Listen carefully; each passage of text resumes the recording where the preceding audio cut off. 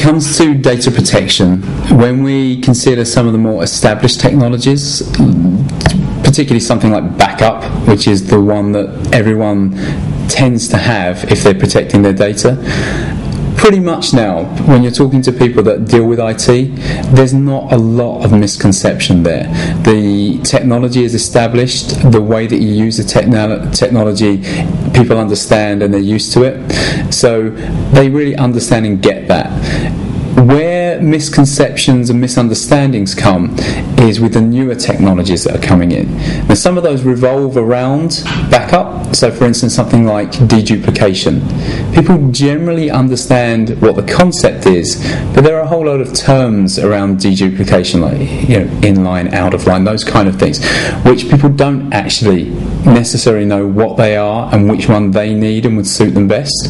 And then as you move out of the traditional backup sphere into what I call disk-based data protection, where we're trying to protect data in a more real-time fashion, then there are lots of new acronyms, there are lots of new technologies, lots of ways of protecting data to give you similar results, and that's causing confusion, misconceptions and misunderstanding amongst the people that want to adopt those kind of technologies. For me, real-time data protection is about protecting data as it changes.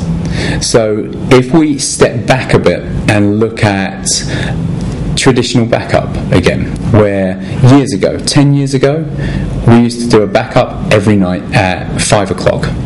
And that backup would run and you'd have your data protected. And then you'd run another backup at 5 o'clock the next night. And what that means is you've got 24 hours between the two backups taking place. So if you come into work the next day, everyone's working on their computer systems, and at 4:30 p.m. there's an outage and you lose all the data from that day, you've lost 23 and a half hours worth of data because your last backup was at 5 o'clock the day before. There are lots of technology that reduce that gap, sometimes to minutes even, but that's still a minute between the time when data's last been protected where you could lose some information. Real-time data protection, to me the true meaning of it is where there is no gap.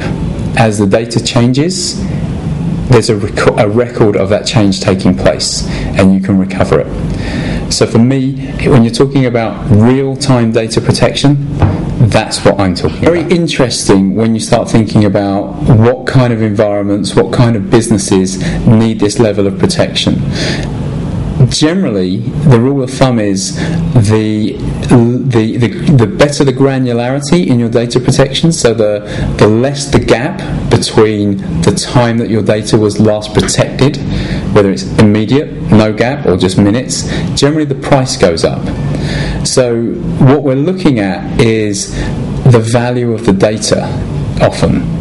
We're trying to work out how valuable is that data to my company, to my organisation, to this government department. And once you understand how valuable that data is, you can start working out what kind of technology you use to protect it. And to give you an idea, it doesn't always have to relate to finance. There are government departments, emergency departments, where having access to data can save lives. So in those kind of situations, is it important to make sure you never lose data at any point and can always recover it? So those are the questions you have to ask.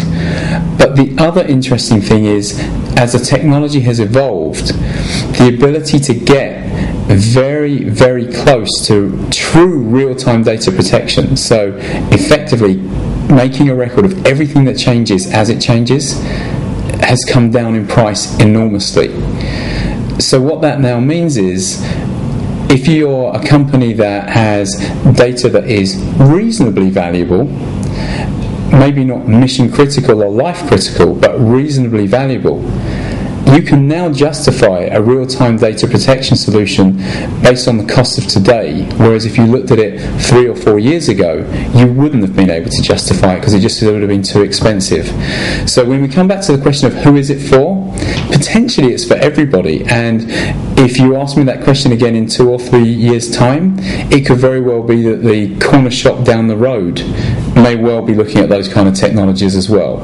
I think as it becomes in the reach of people, it's what they're going to use. Testing whether your real-time data protection solution is working.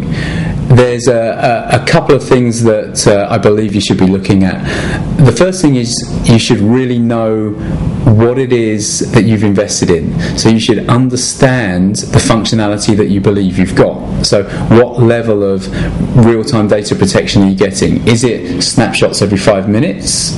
In which case you could be losing some data in between those times, or have you got immediate real-time data protection? Once you understand what it is you've got, you then need to build a disaster recovery or a recovery plan, and that does not have to be an immense amount of work, but you need to know what it is you're going to do when you need to recover data, and some kind of idea around the service levels of how quickly you want to get that data back. And once you've got that plan, you've got to test it from time to time. And one of the things that I've found personally when I go around and I speak to our systems integration partners, or when I'm speaking to IT managers or IT directors, is it's very frightening actually how few actually do that. So a lot of them have a plan, but very few have a scheduled test of that plan, either once or twice a year. And if you don't test, you never really know until it's called on in the real situation. And my advice is not to put yourself in that situation.